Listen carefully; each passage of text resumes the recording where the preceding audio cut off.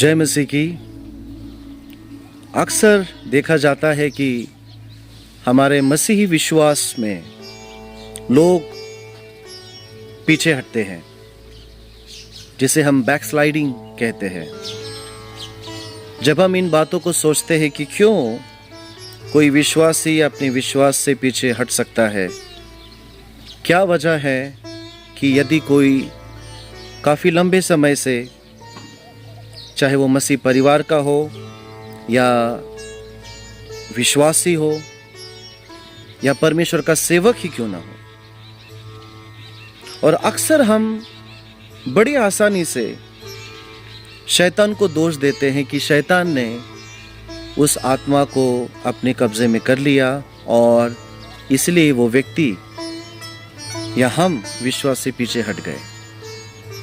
मेरे प्रियो, जब मैं इस विषय का मनन करता हूं और अध्ययन करता हूं, तो एक बात परमेश्वर ने जो अपने वचन से सिखाई कि अधिकांश परिस्थितियों में विश्वासियों को क्लेशों के प्रति देखने का दृष्टिकोण, बीमारी के प्रति देखने का दृष्टिकोण, आर्थिक तंगी के प्रति देखने का दृष्टिकोण गलत पाया जाता है। इसका मुख्य कारण है गलत शिक्षाएं, परमेश्वर के वचन की जानकारी ना होना।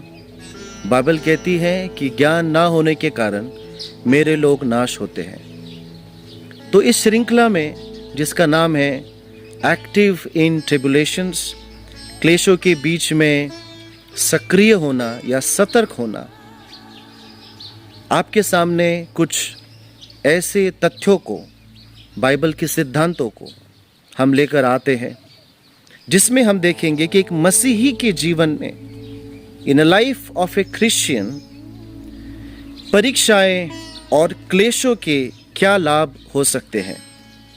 सबसे पहला लाभ क्लेशों के बीच में, परीक्षाओं के बीच में है कि हमारा विश्वास परखा जाता है। पढ़ेंगे पहला पत्रस अध्याय 1 वचन 6 और 7 में, और इस प्रकार लिखा है, इस बातों से तुम बहुत आनंदित होते हो, यद्यपि अब आवश्यकता पड़ने पर कुछ समय के लिए नाना प्रकार की परीक्षाओं के कारण दुखी होते हो, ताकि तुम्हारा विश्वास जो आग में परखे हुए नाशमान सोने से भी कहीं अधिक मूल्यवान है, यीशु मसीह के प्रकट होने पर प्रशंसा, आदर और महिमा का कारण ठहरे। परीक्षाएं हमारे विश्वास के जीवन में हमारी सच्चाई को परखने के लिए आती है। परमेश्वर हमारे जीवन में दुखों को, क्लेशों को हमें गिराने के लिए या हमें नाश करने के लिए कभी भी नहीं भेज सकता, क्योंकि ऐसा करना परमेश्वर के अपनी इच्छा के विपरीत होगा। क्योंकि यीशु कहता है कि मैं अनंत काल का जीवन देने के लिए आया हूं, भरपूर जीवन देने के लिए आया हूं। हमें नाश करना परमेश्वर की योजना में कभी नहीं है। तो विपत्ति और क्लेश क्यों आते हैं? कि हमारे विश्वास परखा जाए। व्यवस्था विवरण पढ़ेंगे, अध्याय 8 वचन 2, इस प्रकार लिखा है, और स्मरण करना कि तुम्हारा परमेश्वर यहोवा तुम्हें इन 40 वर्षों में जंगल में ले गया, ताकि वह तुम्हें नम्र बनाए और तुम्हारी परीक्षा ले और जान ले कि तुम्हारे मन में क्या है और क्या तुम उसकी आज्ञाओं को मानोगे या नहीं। वायदे के प्रदेश में पहुंचने से पहले परमेश्वर ने सारी योजनाएं अपने लोगों के लिए बनाई थी, परंतु यदि हम अधिकार और परमेश्वर की बनाई गई आशीषों में अगर जीना चाहते हैं, तो जरूर वो हमें परखेगा। जैसे कि वचन में लिखा है, उत्पत्ति अध्याय 22 और वचन 1 और 2 में लिखा है, इन बातों के पश्चात परमेश्वर ने अब्राहम की परीक्षा ली और उससे कहा, अब्राहम, और उसने कहा, मैं यहाँ हूं। आप सब जानते हैं कि अब्राहम हमारे विश्वास का पिता है। He is called the father of faith. विश्वास का सबसे बेहतरीन प्रदर्शन नाना प्रकार की परीक्षाएं, कठिन से कठिन परिस्थितियों का सामना हमारे विश्वास के पिता अब्राहम ने किया। उसके जीवन की सबसे कठिन परीक्षा यही होगी कि जब परमेश्वर ने उसे जिस पुत्र को उसे दिया था अपने बुढ़ापे में, उस पुत्र को मांगा और परमेश्वर ने उससे इस बात को कहा कि मुझे इसहाक का बलि चाहिए। वचन में लिखा है, और उसने कहा अपने पुत्र को, अर्थात अपने इकलौते पुत्र इसहाक को जिससे तुम प्रेम करते हो, लेकर मोरिया देश में जाओ और वहां उसे एक पहाड़ पर होमबलि के रूप में चढ़ाओ, जिसके विषय में मैं तुम्हें बताऊंगा। जब हम इन वचनों को पढ़ते हैं, अब्राहम ने क्या प्रत्युत्तर दिया? क्या अब्राहम ने शैतान पर दोष लगाया? क्या अब्राहम ने परमेश्वर की योजना पर संदेह किया?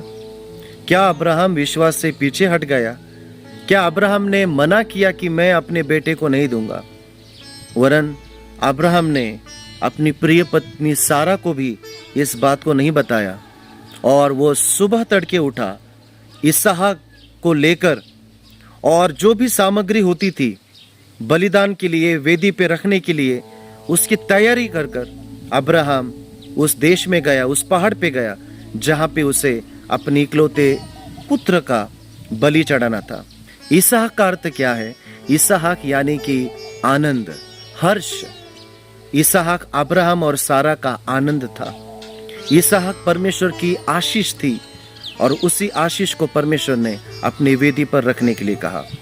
मेरे प्रियो, हमारे जीवन में जब परमेश्वर बलिदान की मांग करता है, जब क्लेश, सताव, दुखों के बीच में जब हम अपने आप को पाते हैं, जब हम खाली होते जाते हैं, मेरे प्रियो, इन वचनों को हम याद करें कि परमेश्वर का उद्देश्य उसमें क्या है। दाऊद ने भी अनेक प्रकार के परीक्षणों और क्लेशों का सामना किया। इसके वजह से वह परमेश्वर के और निकट गया।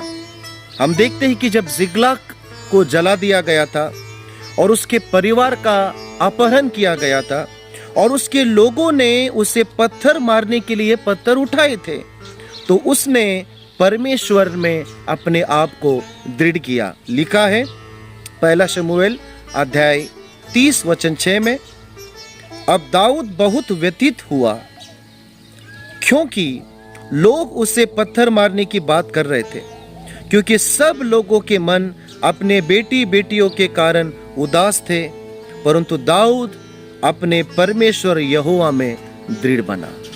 मेरे प्रियो, जब सताओं में हम पाए जाते हैं, क्लेशों में पाए जाते हैं, क्या हम कमजोर निकल के आते हैं या हमारा विश्वास और मजबूत हो जाता है?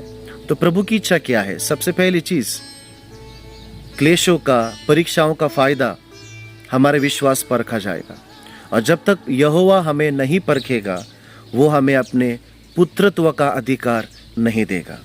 तो इसलिए आवश्यक है कि हम अपने जीवन में परमेश्वर की योजना के अनुसार कुछ दिक्कतों को, शायद अल्पकालीन या शायद लंबे समय तक, हमें नहीं पता, परंतु यदि हम गुजर रहे हैं, आपके लिए खुशखबरी है, आपका विश्वास परखा जा रहा है, और जब विश्वास परखा जाएगा उसके बाद आपके लिए परमेश्वर मुकुट की तैयारी वो पहले से ही कर चुका है। परमेश्वर इन वचनों के द्वारा आपको आशीष दे। आमीन।